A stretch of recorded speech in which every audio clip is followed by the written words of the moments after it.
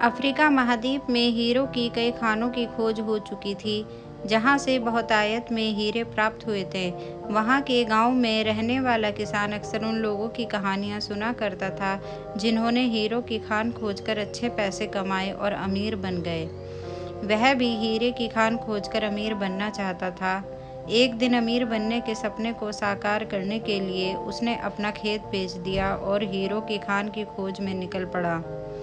Africa के लगभग सभी स्थान छान मारने के बाद भी उसे हीरो की कुछ पता नहीं चला। समय गुजरने के साथ उसका मनोबल गिरने लगा। उसे अपना अमीर बनने का सपना टूटता दिखाई देने लगा। वह इतना हताश हो गया कि उसके जीने की तमन्ना ही समाप्त हो गई और एक दिन उसने नदी में कूदकर अपनी जान दे दी। इस दौरान दूसरा किसान, जिसने पहले किसान से उसका खेत खरीदा था, एक दिन उसी खेत के मध्य बहती छोटी नदी पर गया।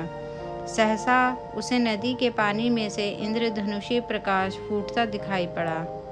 उसने ध्यान से देखा तो पाया कि नदी के किनारे एक पत्थर पर सूर्य की किरणें पड़ने से वह चमक रहा था। किसान ने झुककर वह पत्थर उठा लिया और घर ले आया। वह एक खूबसूरत पत्थर था।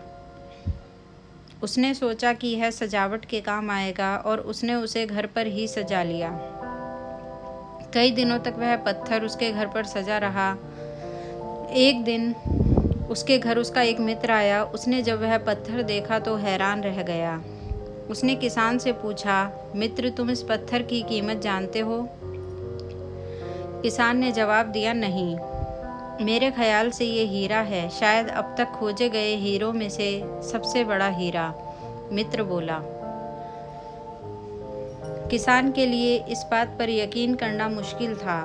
उसने अपने मित्र को बताया कि उसे यह पत्थर अपने खेत की नदी के किनारे मिला है।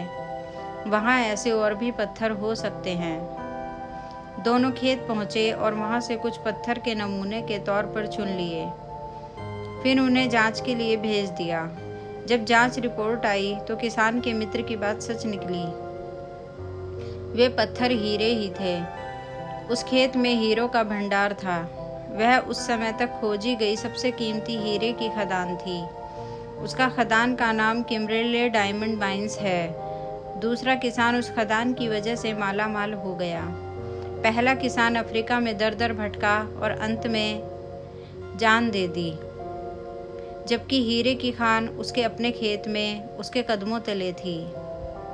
सीख, मित्रों, इस कहानी में हीरे पहले किसान के कदमों तले ही थे, लेकिन वह उन्हें पहचान नहीं पाया और उनकी खोज में भटकता रहा।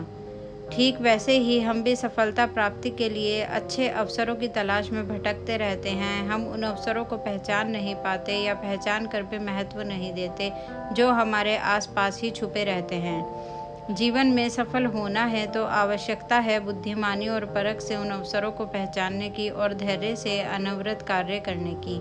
सफलता निश्चित है। अगर आपको मेरी ये स्टोरी पसंद आई तो प्लीज़ इसको लाइक, शेयर एंड सब्सक्राइब कर दीजिएगा। धन्यवाद।